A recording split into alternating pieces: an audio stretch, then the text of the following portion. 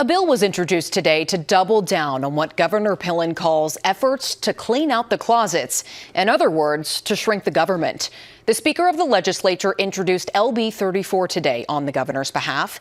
The measure would end or reassign the duties of more than 40 different boards, commissions, committees, or councils.